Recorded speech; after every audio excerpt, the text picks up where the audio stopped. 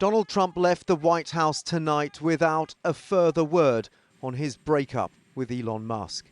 I'd give it to Elon. It stood in stark contrast to the media blitz he'd been on during the last 24 hours, when various US TV reporters had managed to call President Trump. You call the president on his cell phone at 6:45, he picks up. Yeah, he picked up. Look, there's been reporting out there that the White House is working to put together a call between Elon Musk and Donald Trump to broker some kind of peace. I asked Donald Trump about that. He said he's not particularly interested in talking to Elon Musk. I loved you, Elon. His vituperative feud with the world's richest man has spawned endless memes. If I can't have you, no one can. I won't be able to see you anymore. Reflecting the apparent end of bosom buddies Don and Elon. American car company. They were the ultimate power couple. Musk brought the money, Trump the political capital. Take over, Elon, just take over. A marriage of convenience, but one which blossomed into bromance. I know, I love the president. You love the president. I think President Trump is a good man. It's nice the way he said that, you know? There's something nice about it. It really is. Elon Musk scythed his way through red tape and waste. This is the chainsaw for bureaucracy.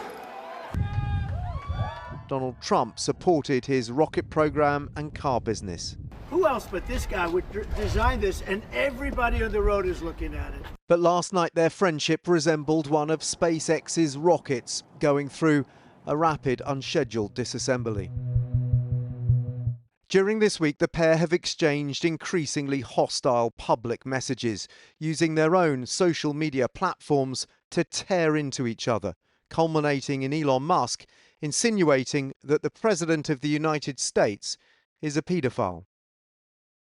Donald Trump has always denied being involved in Jeffrey Epstein's sex offending or even knowing about it. But yesterday, Elon Musk reposted this 1992 video showing the two men together at Trump's Florida estate as he continues to wage an extraordinary online war with Donald Trump. On Capitol Hill, Republicans were trying to put on a brave face. Yeah, I believe in redemption, and I think it'll all work out. But the Democrats are salivating. It's two divas fighting with each other at a time when the United States and the world needs strong, smart leadership, and we're not getting it right now. Drove it around didn't really well.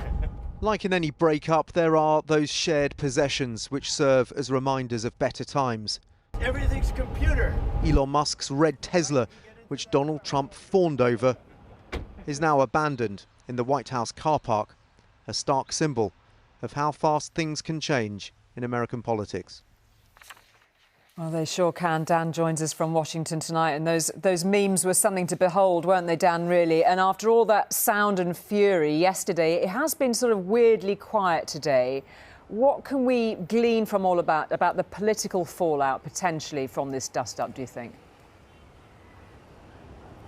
It's been fascinating, hasn't it, the last 24 hours, Julie, watching Donald Trump, having initially started the day taking calls from reporters and giving them quotes and sort of fueling this argument and this firestorm, this war of words with Elon Musk. Then by this afternoon, events that were supposed to be happening in the Oval Office simply didn't materialise. No cameras were invited in.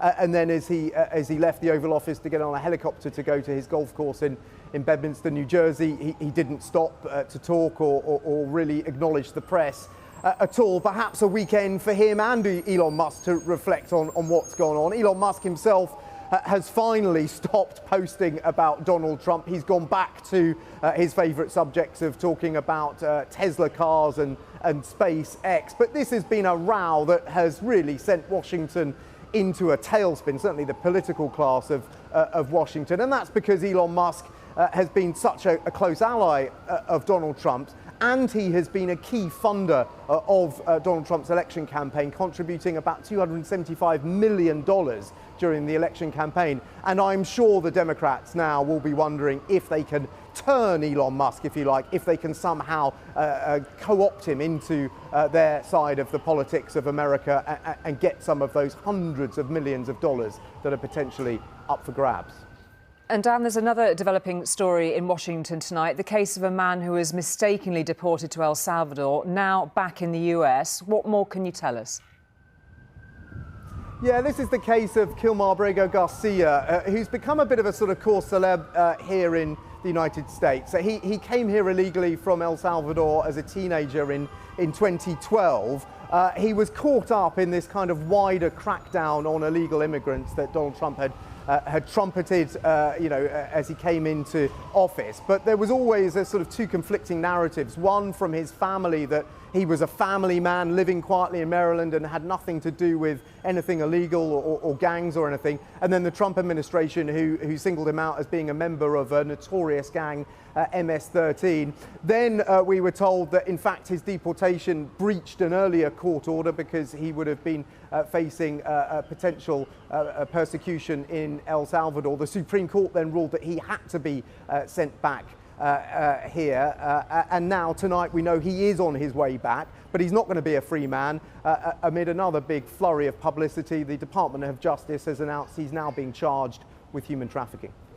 OK, Dan, thank you very much indeed for that. And in the wake of that implosion of the Trump-Musk relationship, we have yet more from Dan. In Talking Politics USA, the team has recorded a special bonus episode asking how much trouble the president may be in. That's available to watch now on ITVX, or you can download it wherever you get your podcasts.